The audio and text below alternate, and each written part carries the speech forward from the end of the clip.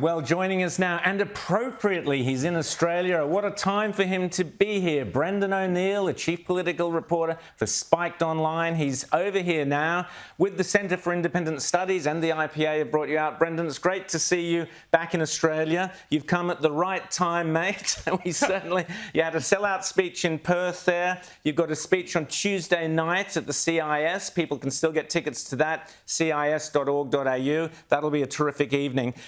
You've arrived here. What do you make of Australia's reputation in the world, where we have Elon Musk suing the Australian e-safety commissioner because she's determined to protect us all from seeing the truth? You know, I love coming to Australia. I love Australia, but you guys have gone super woke over the past decade or so. I used to think Australia was immune to this kind of stuff. I used to think Australia, because it's so far away and it has this tradition of just not listening to figures in authority. I thought Australia was immune to all the stuff that's been washing over America and Britain and Europe over the past few years. But it is starting to creep in here, quite sadly. And the cancel culture has taken hold in parts of Australia. The crusade against misinformation, so-called, is a new form of censorship dressed up as providing good, decent information. But, you know, there are also flickers of hope in Australia. I mean, your ballot box revolt against the voice to parliament was inspiring. That inspired people around the world. I think it kept the flame of Brexit and populism more broadly. It kept that flame going. So there are flickers of optimism, but I do think, you know, we've got to put a stop sign up now to this woke crusade that is moving like a juggernaut across the Western world. James.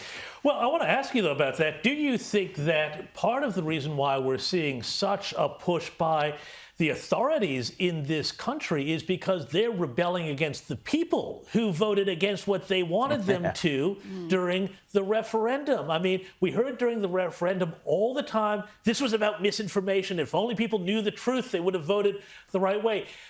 Is this the authorities punishing Australians for voting the wrong way? Absolutely.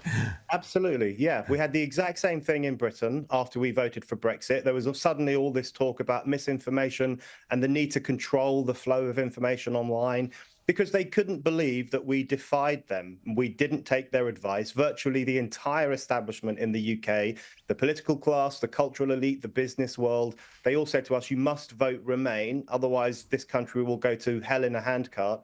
And we didn't believe them. We said, sorry, we're going to vote Brexit. We're going to do our own thing.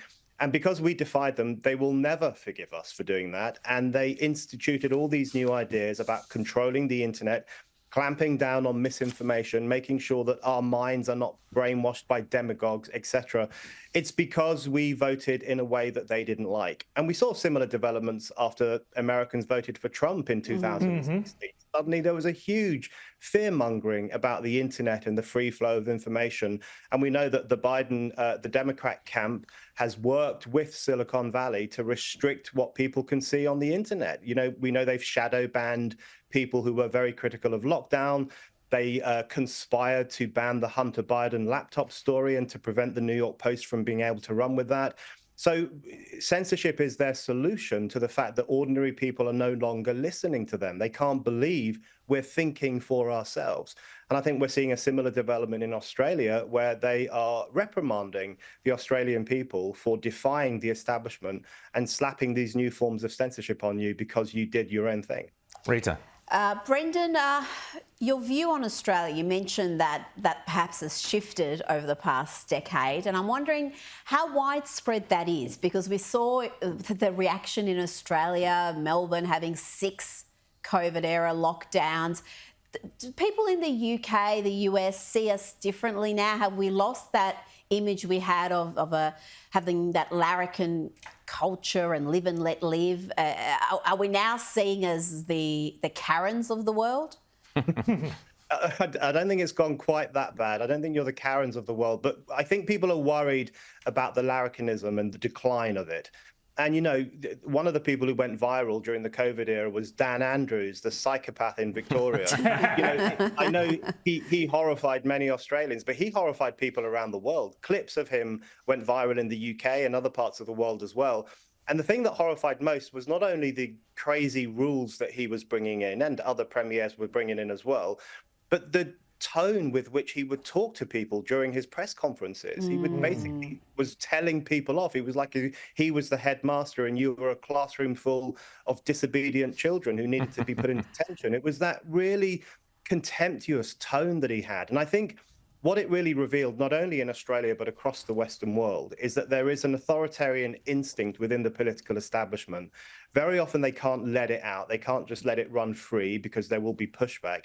But during the COVID era, when there was a lot of fear, a lot of terror, people were worried about catching this virus, they could finally unleash their inner authoritarian beast and do all the things that they've long dreamed of doing. So we need a reckoning with what happened during COVID. We need a reckoning with the fact that even a country as wonderful and free as Australia basically put people under house arrest. We need a reckoning with the fact that in Britain, for the first time in history, we were not allowed to leave our homes without the say-so of the state.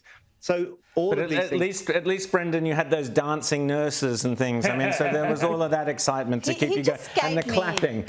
He just gave me PTSD there, Brendan, because I can now remember Dan Andrews scolding Victorians for watching sunsets. Remember? That's right. You couldn't watch the sunset. You had the virus devoted of the sunset. a press conference to telling us off for watching a sunset. Now, Brendan, at the beach. I want to ask you about what happened in Europe during the week, where they shut down a national conservatism conference. Suella Braverman was going to speak there, Nigel Farage. They did eventually finally get a venue and had the conference. But this sort of thing, this is cancel culture yet again. What is happening in Europe and Britain? I mean, it does feel, particularly when you see separate issue, but the British Parliament changing its rules because of intimidation from Islamic mobs. How totalitarian is Britain going? What's happening? And Europe as well. Yeah, there's big problems in Europe. And I think the attack on the NatCon conference was a good example of that. This was cancel culture, but not just being carried out by crazy blue-haired kids. This was cancel culture backed up by the police in Brussels. And the mayor sent the police there and told them to shut this conference down. Thankfully, they didn't succeed, but they really wanted to do it.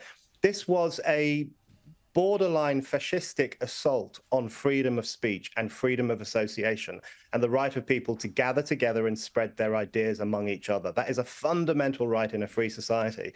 And, you know, Brussels and the EU, they pose as these pinnacles of freedom and reason, but now we've seen the true nature of these people. And, you know, do you remember when we voted for Brexit and when Americans voted for Trump?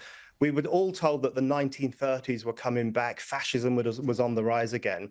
But actually, if you look at what's happened in Europe and Britain over the past few years, it's not the populists who've brought that culture back. It's the anti-populists. You know, it's the left in Britain who've helped to make it virtually a crime to be a Jew on the streets of London. Well, it's the EU and Brussels and all these liberal wets in Europe who are trying to shut down the freedom of speech of political people.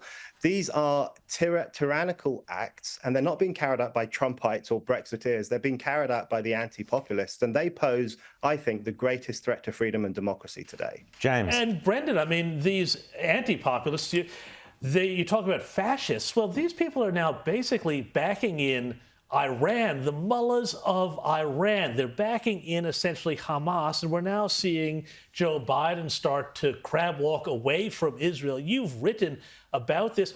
How does the left, which supposedly, I mean, I remember when I was a kid, they used to be all about freedom. How do they now decide that they're all now on the side of Iran, of all people, the mullahs in Tehran? Yeah, the woke left have become cheerleaders for Iran. They've become cheerleaders for one of the most regressive regimes in the world, a regime where women don't have freedom, where gay people don't have freedom, where many people don't enjoy the freedoms that we're lucky enough to enjoy in the West.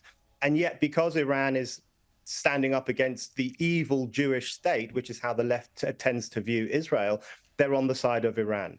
And I think it really demonstrates just how crazy people have been driven by Israelophobia. They hate Israel with such a passion that they are willing to take the side of Iran, even Hamas. We've seen so much sympathy for Hamas in the West over the past 6 and 7 months. You know, look at the current protests at Columbia University in New York. This is a bunch of privileged, fascist Hamas fanboys and fangirls saying openly anti-Semitic things and openly demanding for the genocidal destruction of the Jewish state. Their latest chant is, "We don't want two states, we want all of it." They want to wipe Israel off the map. And these are the people who, for the past few years, have posed as anti-racist, anti-sexist, in favor of equality, and so on. And yet, when a racist movement invaded Israel and raped and butchered and murdered Jewish men, women, and children, they either turned a blind eye or they openly supported it. So all of their moral authority has collapsed to an extraordinary degree over the past few months. And I think we should never let them forget what they've been doing.